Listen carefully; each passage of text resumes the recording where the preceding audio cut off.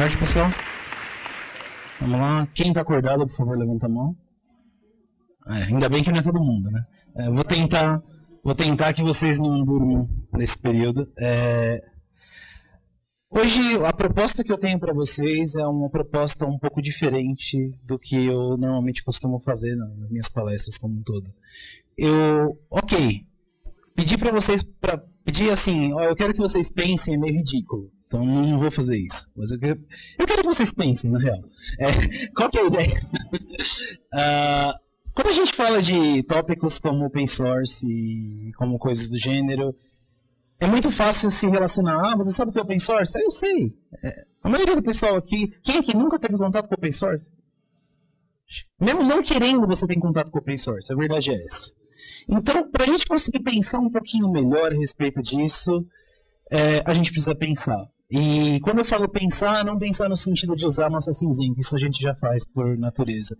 E sim de parar para refletir, de parar para pegar tudo que a gente tem como coisas que já estavam pré-estabelecidas e falar, não, vamos repensar. Até os mínimos detalhes, vamos repensar isso tudo.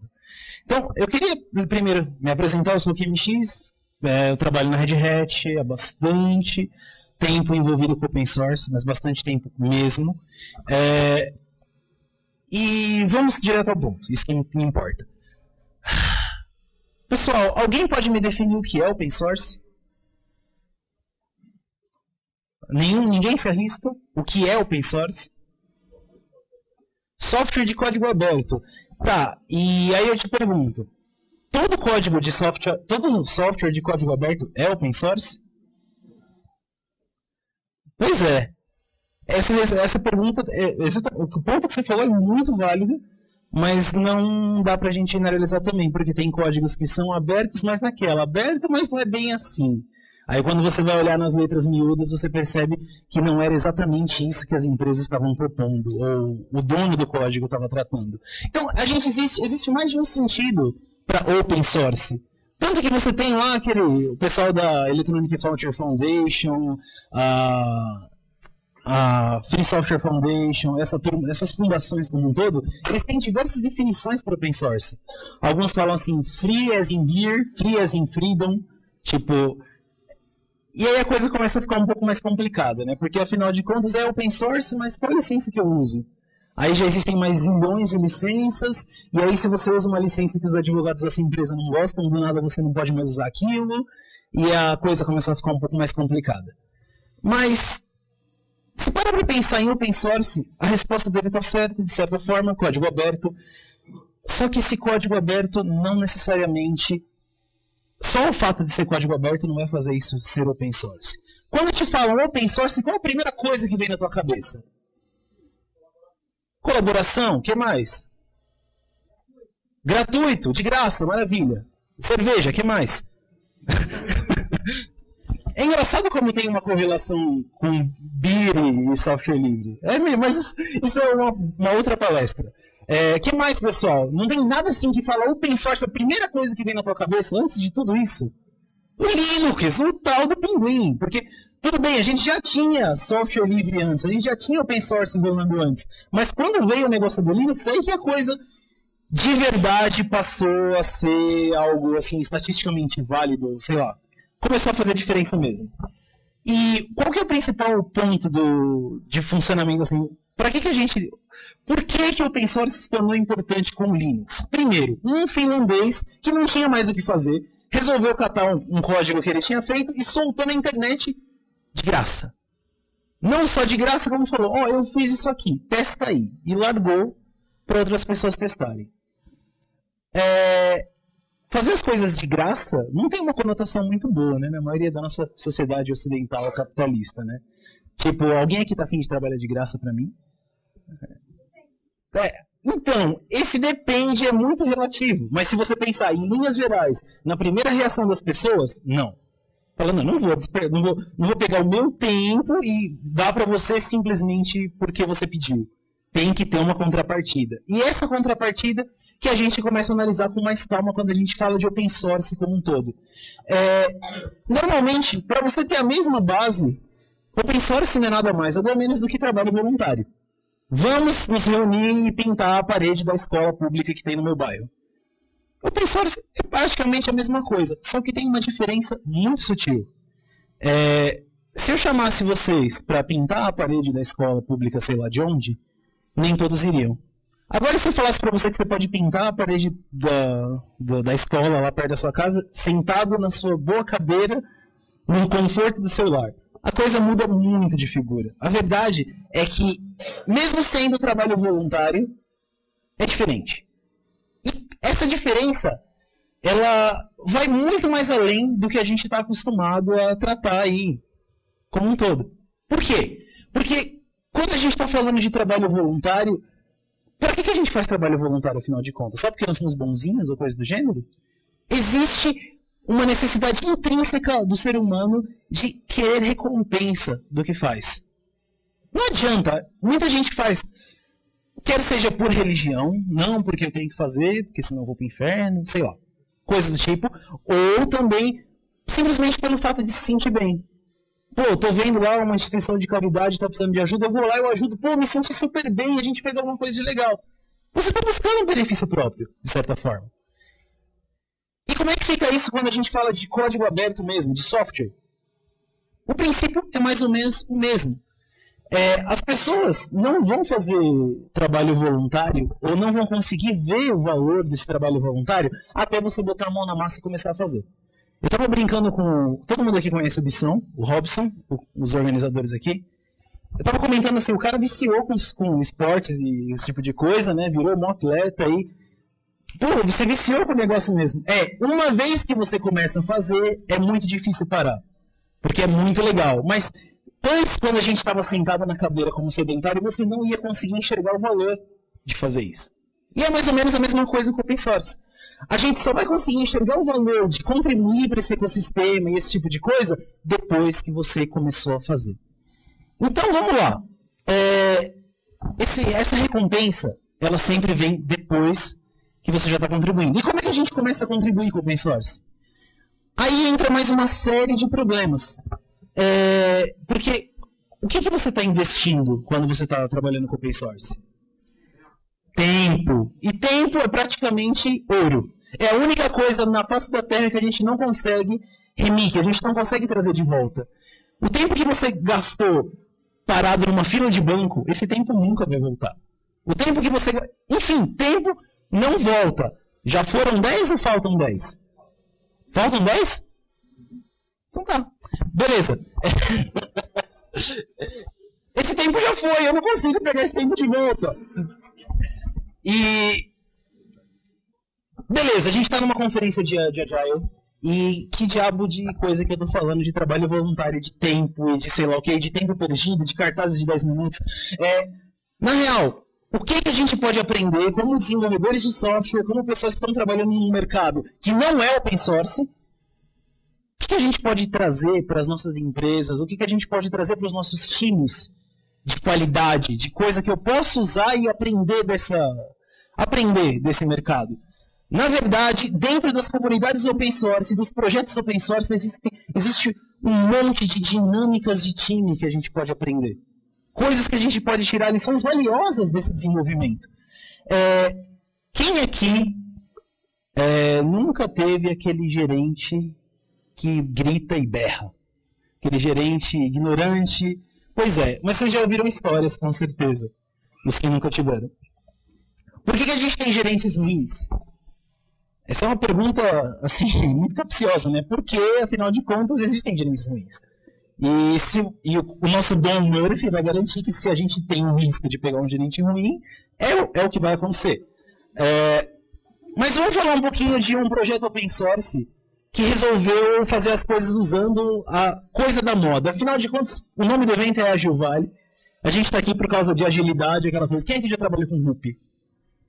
Projeto Ruby, lindo, só 3, isso é um sonho, que milagre.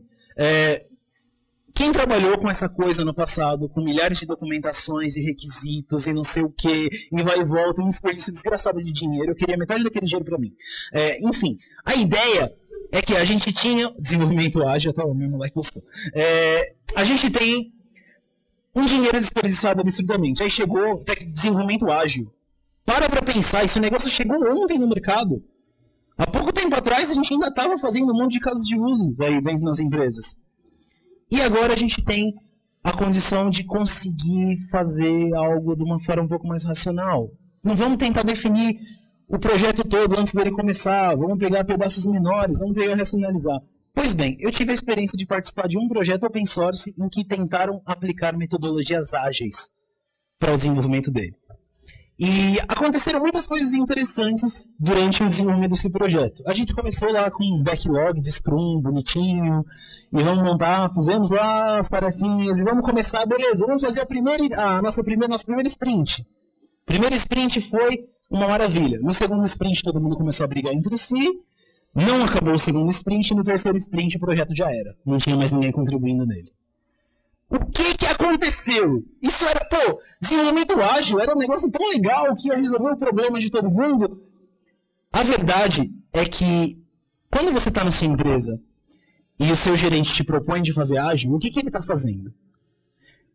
Está falando para você, ou o seu time, que seja, tinha uma pessoa que controlava o negócio e ele te cedeu o controle. Ele te deu a oportunidade de você participar do processo. Mesmo que não... Ele ainda é o stakeholder, você ainda vai ter lá um Product Owner falando o que é importante e o que não é. Mas beleza, você tem como opinar. Agora, vou te dar um exemplo. E se alguém chegasse para você, olha, você tem 8 horas do seu tempo livre, que você ia contribuir com o open source, e eu vou dizer como você vai usar suas 8 horas. Você fica feliz? Não. Agile não serve para projetos open source por causa disso. Porque quem é o dono do tempo? Somos nós. Tudo que a gente fizer, qualquer metodologia que a gente for usar para gerir o nosso tempo livre, não vai rolar. E não vai rolar mesmo. Se você para pensar um pouco, você vive em sprints? Você faz um burn down chart, tipo, das coisas que você tem que fazer na semana? Não! E quando a gente tá... quando a gente costuma fazer burn down chart, não, a gente só vê depois... Putz, acabou o dinheiro, faltam 20 dias do meu mês. Então vamos ver o que aconteceu, mas aí já é tarde. Então assim, a gente não mede, na real, no dia a dia, nos detalhes pequenos, a gente não mede a nossa vida desse jeito, com esse tipo de medida fina. Como é que fica isso então? A verdade é que se a gente não vive como se estivéssemos dentro do Scrum, a consequência direta é, eu não consigo viver com essa obsessão por números, por performance e por coisas do gênero. Se você não vive, você vai ficar correndo atrás de um raio de um gráfico. E aí eu pego esse meu tempo, meu precioso tempo que eu poderia ter ficado lá no sofá morgando e vou contribuir para um projeto. Eu não posso pegar e começar a pensar que tudo seria como se fossem metas de conversão. Vocês olhem como é que está o fenômeno de jogos sociais e coisa do gênero, né? Dane-se que o negócio tem uma lógica. Não, a gente tem que pensar qual é o jeito do cara ficar mais viciado, qual é o jeito dele clicar mais. E agora não interessa, perdeu-se o conceito de arte nas aplicações. Agora a única coisa que eu vou fazer é olhar qual o jeito que faz o cara clicar mais em comprar. Cadê a arte da nossa profissão? Cadê a arte de desenvolver software? Por que isso não funciona no open source? Porque no open source ainda existe o conceito de que, ok, na minha empresa, se o meu gerente chegar e me mandar eu fazer as coisas de um jeito, eu vou fazer porque eu preciso pagar minhas contas. Mas chega no open source, é o meu tempo, e o meu tempo não vai voltar. Então, ali, se alguém chegar e falar, faz assim, vai a merda. Vamos falar desse tipo para pior. Por que acontece? Os projetos de open source têm sucesso porque ninguém precisa te convencer a fazer open source. Se você está indo fazer a contribuição para um projeto, se você está tentando resolver um bug de sei lá o que, é porque te deu uma telha de resolver. Eu até posso fazer propaganda, porque é muito legal fazer open source. Mas no final das contas, quem decide se você vai fazer open source ou não é você mesmo. Eu não preciso eu posso te motivar até um ponto, mas chega numa hora que a sua motivação ela tem que ser intrínseca. O negócio tem que partir de você. E aí como é que fica? Eu não tenho mais a limitação de um gerente me enchendo as paciências. Se eu não estiver tentando resolver um bug do JRuby e o negócio não vai pra frente, eu posso falar, não tô nem aí, eu vou parar e vou jogar StarCraft com meu moleque e depois eu volto. É o meu tempo. E aí falo, o que aconteceria se a gente pegasse pessoas que têm o tempo delas e escolheram contribuir para um software? Colocar elas todas juntas. O resultado direto disso é que vai sair alguma coisa que presta. E é por isso que o open source funciona. Porque a gente está trabalhando com a motivação intrínseca dessas pessoas produzindo algo. Toda vez que você aplica qualquer tipo de restrição externa, essas pessoas não vão querer fazer nada. Ou vão simplesmente se espalhar, como foi o caso do meu projeto lá com o Scrum maluco que todo mundo saiu correndo. A verdade é que quando a gente para pensar em open source, a gente está falando de pessoas, no fim das contas. Aí você pode imaginar aquele negócio do National Geographic, né, aquele meme que o cara está falando, segurando alguma coisa e falando humanos, ou sei lá o quê. Pensa no Alien segurando e falando humanos.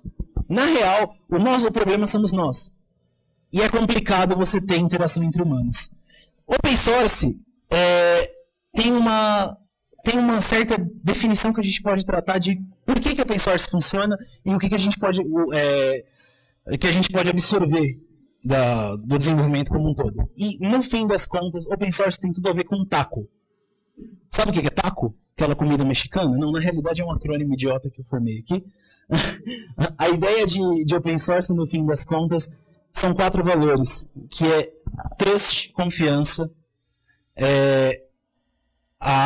que eu esqueci o que era, que legal, muito bom isso. Accountability. Se eu fizer alguma coisa errada, vão me cobrar. Comunicação. E... que legal, esqueci completamente. Muito bom. E ownership. No fim das contas, você tem essas coisas. Eu preciso de ter confiança. Você não chega num projeto open source e sai fazendo as coisas como se você quisesse. Até que se prove ao contrário, ninguém confia em você. Você vai ter que se provar que você pode fazer, que você está lá para contribuir, que você não é aquele cara que chegou, eu vou fazer e some. Que tem isso, não, vamos falar que eu quero contribuir, aí o cara vai lá, te cria um ticket, te ajuda e o cara desaparece. Não pode. Segunda coisa, se você fizer alguma coisa errada, o accountability vai aparecer. A melhor coisa que inventaram na face da Terra foi controle de versão. Blame. Vai ficar na história. Então, assim, quantas vezes na empresa alguém faz a minhaca e o outro toma a culpa? E o open source existe, acontece, dá pra fazer, mas é muito mais difícil. É muito, muito mais difícil. Por quê? Vai ficar registrado. Quando a gente fala de comunicação e open source, as coisas mudam radicalmente. Porque lá na empresa tem no cafezinho, um conversa com o outro, que faz a tocaia para derrubar o terceiro, que vai no quarto. E open source está tudo rolando em lista de discussão pública. Está tudo registrado. E aí, como é que fica? Ao mesmo tempo, a gente está falando de um dos meios mais frios da face da Terra de comunicação, que é e-mail. Logo, vai ter mal entendido, vai ter flames intermináveis, que a gente ama, discussões assim, terríveis, mas enfim, são benefícios. E o melhor benefício de você ter uma comunicação desse tipo é que você, lembra, a gente estava falando de tempo, de meu tempo. Eu não preciso responder o e-mail na hora que ele chega. Eu posso muito bem escolher quando eu vou responder. Então, a partir do momento que a gente trabalha numa comunicação assíncrona, a gente começa a dar espaço para as pessoas terem vida. Elas deixam de viver para a empresa e passam a viver para elas mesmas. Elas passam a poder controlar o próprio tempo. E, por fim, quando você contribui um código, está aparecendo lá quem contribuiu o código. Foi você que fez. O código é seu. Ninguém vai roubar a sua ideia, a não ser que você seja muito esperto e não faça isso em algum meio público e escrito e coisa do gênero. Portanto, qual que é a grande coisa? A gente tem confiança, a gente tem accountability. Alguém sabe como traduzir isso? Não é accountability, é dizer que eu estou fazendo alguma coisa, mas que se eu fizer errado, eu não sei como traduzir isso. Mas vocês entenderam o que eu quis dizer?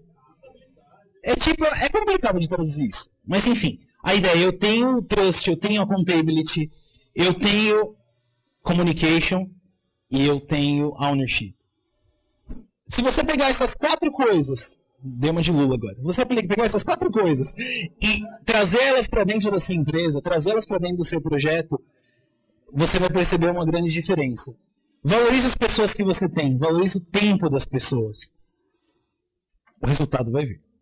Valeu, pessoal.